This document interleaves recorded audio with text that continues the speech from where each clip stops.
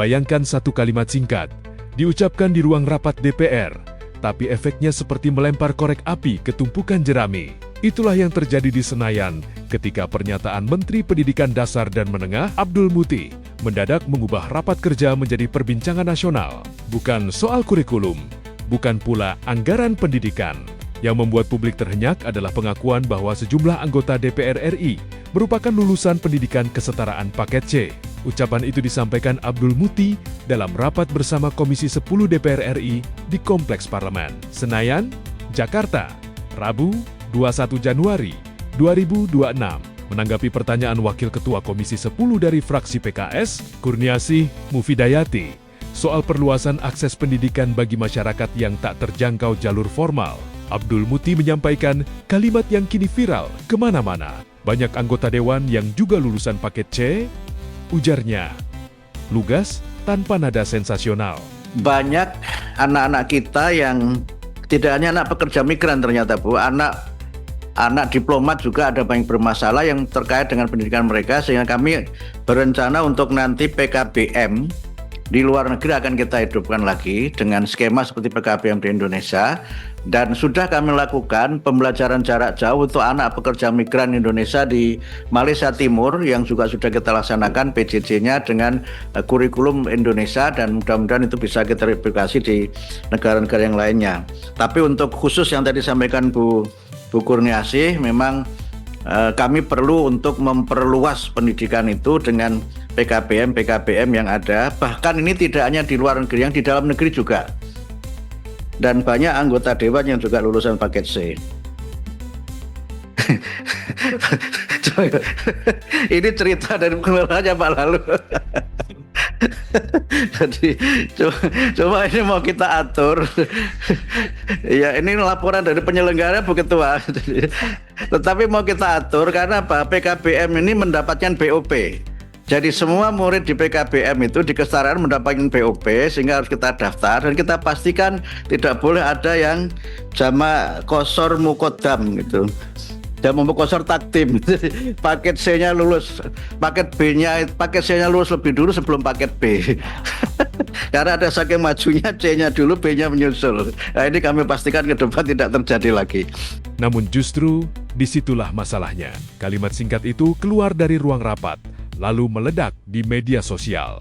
Bagi sebagian publik, ini dianggap sebagai tabir yang terbuka lebar tentang latar belakang pendidikan para wakil rakyat. Bagi yang lain, pernyataan tersebut berubah menjadi pintu masuk kritik keras terhadap kinerja DPR yang selama ini dinilai jauh dari harapan. Gelombang reaksi paling keras terlihat di kolom komentar media sosial, dari yang bernada satir, sinis, hingga kritik tajam terhadap kualitas kepemimpinan. Alih-alih menangkap pesan tentang inklusivitas pendidikan, fokus warganet justru berbelok pada satu hal, performa lembaga legislatif. Komentar bernada nyinyir pun mengalir deras. Ada yang mempertanyakan kompetensi, ada yang menyindir proses politik, bahkan ada pula yang menyamakan situasi ini dengan panggung hiburan yang kehilangan esensi seriusnya.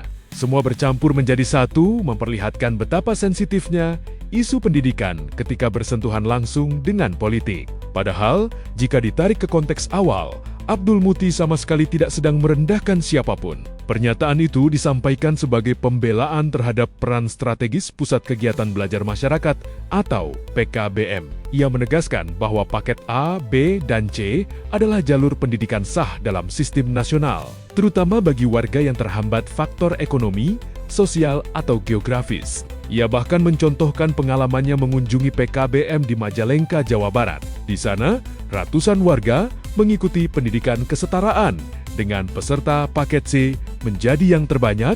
Karena ternyata angka tidak sekolah kita cukup tinggi dan sebagiannya itu bukan semata-mata karena ekonomi, tapi sebagian karena ada alasan kultural, misalnya menikah di usia muda, atau sebagian karena geografi dan sebagainya, sehingga PKBM dalam bentuk program-program kesetaraan dan kursus-kursus akan kami tingkatkan lagi, dan itu yang memang serapannya agak rendah. Tadi ada pertanyaan soal itu karena memang hal seperti ini belum menjadi bagian dari capaian yang mudah-mudahan ke depan bisa kita tingkatkan.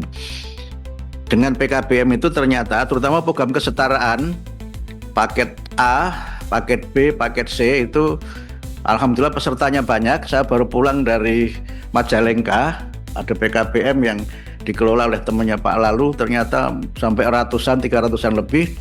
Dan yang paling banyak itu paket C.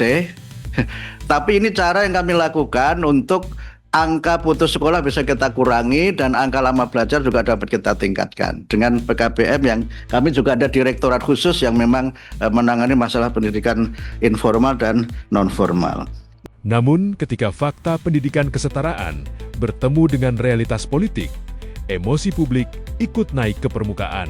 Bagi sebagian masyarakat, latar belakang pendidikan wakil rakyat dianggap berkaitan langsung dengan kualitas kebijakan, etika politik, dan wajah DPR di mata publik. Perdebatan ini pun menampilkan dua sisi yang sama-sama penting. Di satu sisi, pendidikan adalah hak setiap warga negara tanpa kecuali. Di sisi lain, publik menaruh ekspektasi tinggi pada DPR sebagai lembaga pembuat undang-undang yang diharapkan diisi figur berkapasitas dan berintegritas. Akhirnya, polemik ini bukan lagi soal ijazah paket C. Ini tentang kepercayaan, kualitas kepemimpinan, dan sejauh mana publik merasa diwakili.